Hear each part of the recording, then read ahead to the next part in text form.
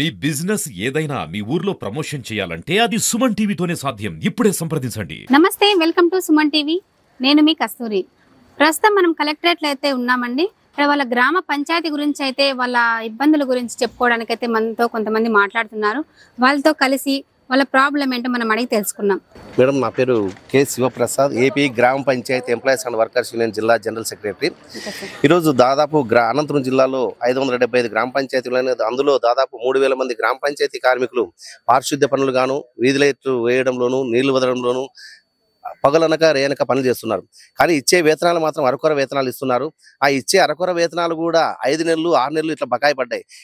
ఈ బకాయి పడ్డ వేతనాల వల్ల గ్రామ పంచాయతీ కార్మికులు కుటుంబాలు గడవడం చాలా కష్టం అయిపోయింది చేస్తున్నారు. కానీ గ్రామ పంచాయతీ కార్మికులు మాత్రం వేతనాలు అడిగితే మాత్రము ఏదో ఒకటి సాగు. మొన్న డిపో ఆఫీస్ గారు ధర్నా చేసినప్పుడు జాయింట్ మీటింగ్ పెట్టమని గ్రామ పంచాయతీ కార్మికుల సమస్యలపైన సెక్రటరీ గారితోనూ మరియు డిఎల్పిఓ గారితో జాయింట్ మీటింగ్ పెట్టమని అడిగితే పెడతామని చెప్పారు.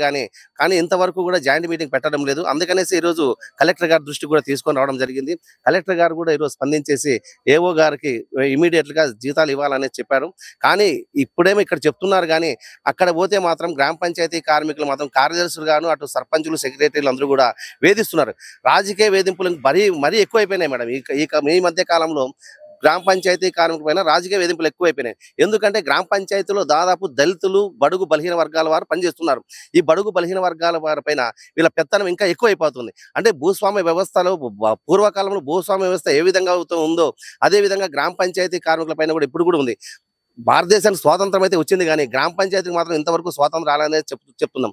ఇప్పటికైనా కూడా గ్రామ పంచాయతీ కార్మికుల సమస్యలపైన స్పందించాలి ప్రభుత్వము. లేని పక్షంలో మేము రాబోయే కాలంలో మా గ్రామ పంచాయతీ కార్మికులు సిఐటి అనుబంధంతో కలిపేసి భారీ ఎత్తున ధర్నాలు చేస్తామనేసి హెచ్చరిస్తున్నాం. అంటే మీకు జీతాలు ఇవ్వడంలో ప్రభుత్వం ఏమి మాకి ఇవ్వడం లేదా?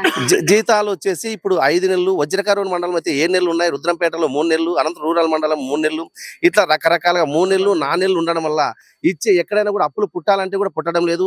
కిరాయిద్దలు మామూలు ఎక్కువ మంది పంచాయతీల్లో బాడిగిళ్ళలో ఉంటున్నారు. కానీ అక్కడ బాడిగిళ్ళ వాళ్ళు ఇప్పుడు ఖాళీ చేయమంటున్నారు. ఇచ్చిన అంగన్లలో అప్పు ఇచ్చింటారు, వాళ్ళు కూడా ఈ మధ్యకాలంలో ఇవ్వడం లేదు.